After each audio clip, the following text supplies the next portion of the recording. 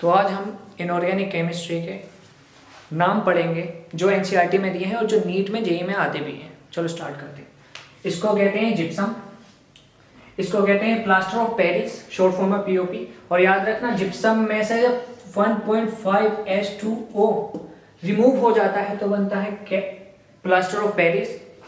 और इसका नाम है हाइड्रोक्सी एपेटाइट, इसका नाम है फ्लोरा एपेटाइट, और ये सब एनसीईआरटी में दिए हैं। इसका नाम है लाइमस्टोन, इसको मार्बल भी कहते हैं। और एक बात और याद रखना इसके, जब इसमें हीट करते हैं तो बनता है CO2 प्लस CaO।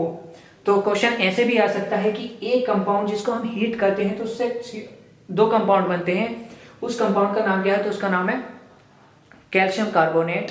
और याद रखना ये एसिडिक होता है और ये बेसिक होता है, और इसको इसकी रिएक्शन होती है तो बनता है CaCN2 प्लस कार्बन। इस पूरे स्ट्रक्चर फॉर्मूले को कहते हैं नाइट्रोलियम।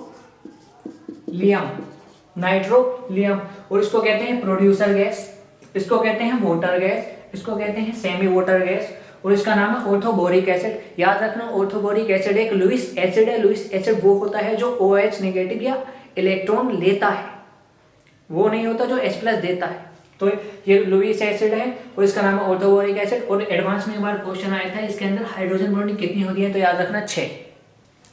इसका नाम है कोलेमेनाइट, इसको कहते हैं बोराजोन। और इसका एक और नाम है जो बहुत फेमस है, उसका नाम है इनऑर्गेनिक ग्रेफाइट, और इसका नाम है बोराजीन।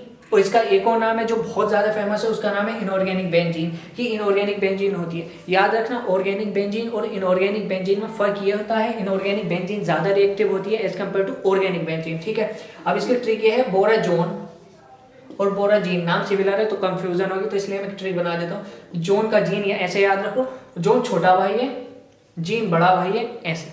अब इसका नाम है हाइड्रोलिक, के से कबीर सिंह, तो इसको कहते हैं इंडियन सोल्ट बीटर, और इसको कहते हैं चिली सोल्ट बीटर। ये के से कबीर सिंह मतलब इंडियन है तो इसलिए इस ट्रिक है। इसको कहते हैं एप्सम सोल्ट, इसको कहते हैं कैलिच, ये बहुत इंपॉर्टेंट है।